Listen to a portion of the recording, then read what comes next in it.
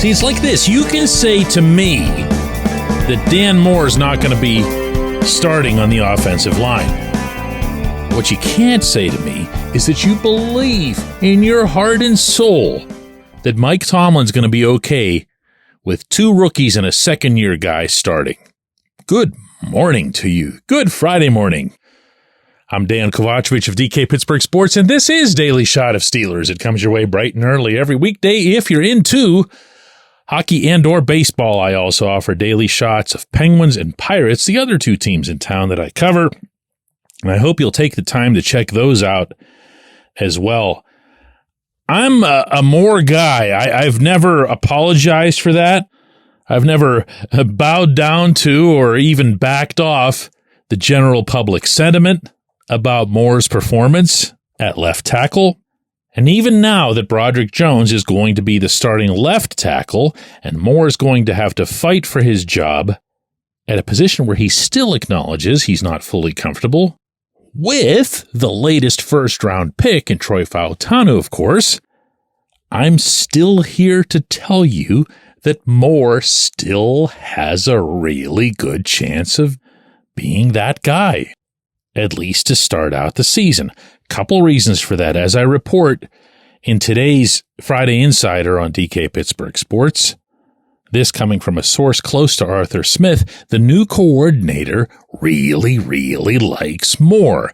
He has seen Moore's strength as a run blocker. He isn't necessarily as worried about Moore's real or perceived shortcomings as a pass blocker, and I think those are mostly real.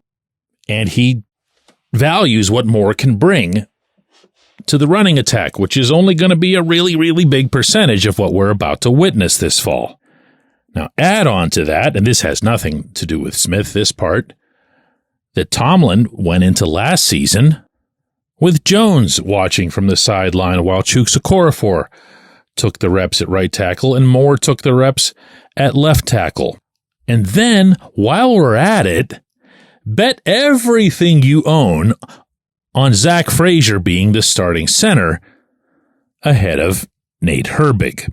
So what you have on the line, if you go left to right, is a second-year player, a grizzled veteran in Isaac Seumalo, a rookie in Frazier, a semi-grizzled vet in James Daniels at right guard, and what?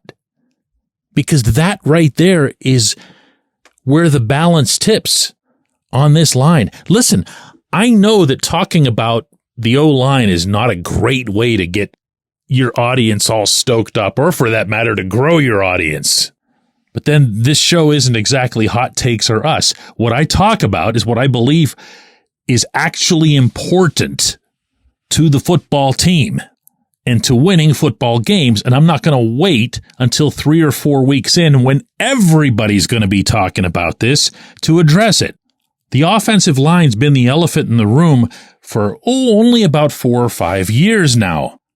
And that's not going to change heading into the season opener in Atlanta. It's just not. They're going to need time to gel. The decision that has to be made, I believe, is that do you start out the way you're going to end up? Meaning you take Jones, Frazier, and Fautanu and say to them, hey, listen, guys, we need you to grow up in a raging hurry. We need you to grow up like right now, right here at St. Vincent College. Because as we see it, there's going to be rough spells anyway in terms of what it takes to develop the cohesion that you need to be a successful offensive line, even if you've got 5 veterans there. So we'll suffer through that. We'll go through that month with you. Or do you take what's possibly the safer route in starting Moore and saying, all right, well, at least we have 3 veterans, 1 rookie, and 1 second-year guy. It's not that inexperienced. We'll weather the storm for a few weeks and then start putting other pieces into place. And that's actually me asking you a question. All of this is me asking you a question. Can you see this head coach, based on what you know about him, taking that kind of a gamble? This head coach who can't see anything past his own nose other than this Sunday's game. I don't see it. I don't see Tomlin saying we're going to go out there and we're going to bash heads and we're going to run over people, but we're going to do it in a kind of gradual build up to where we want to be way. I don't see that. I don't see that. I could be wrong. I'm open to being wrong.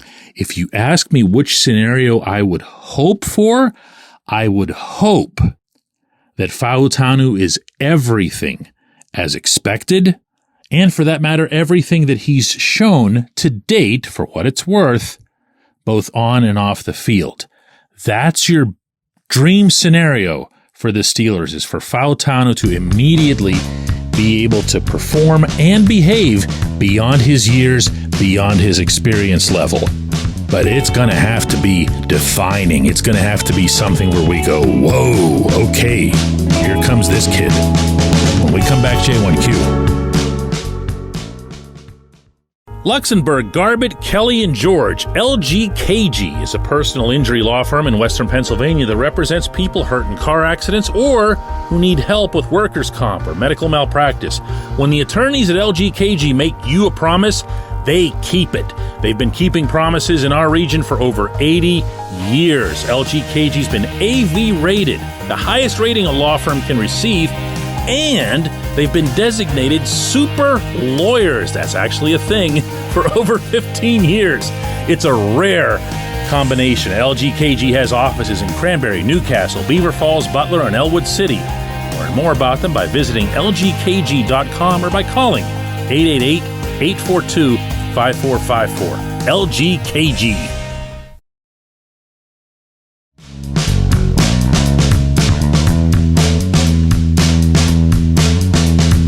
Today's J1Q could only be what Ethan sent in, and that is, so the Steelers' number 3 quarterback is Kyle Allen, right? Or am I tripping? No, you're not tripping, Ethan.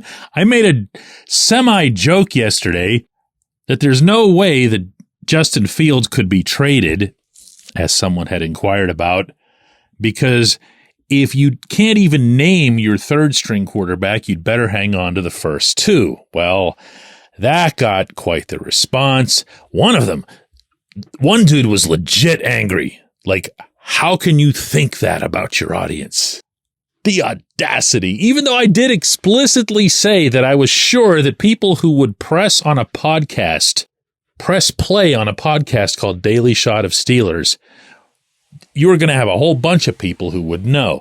Well, as long as we're in the realm, yes, Kyle Allen, who was the backup to Josh Allen, as in number 2 in Buffalo last season, only took 30 snaps or so, but he was number 2, will be number 3 in this setting. He's entering his 7th year in the NFL. He's put up decent numbers. He's been a decent pro, by every accounting, a decent teammate. And I'm sure that by about, say the 3rd week of August, he'll become nothing less than a celebrity in Pittsburgh, Pennsylvania, because we will see a whole lot of him in those 3 preseason games. And we will analyze them, and we will wonder whether or not he should be moving up the depth chart. He should even be starting, because that's the kind of stuff that happens with a third-string quarterback in Pittsburgh. And no, he's not going to be any of those things. But I will say this, he showed well in the summer workouts, again, for whatever it is that's worth. And I don't believe you're going to see something in Latrobe along the lines of some massive drop-off from 2 to 3 or even 1 to 2, as we've seen occasionally in recent years. It's a nice quarterback room.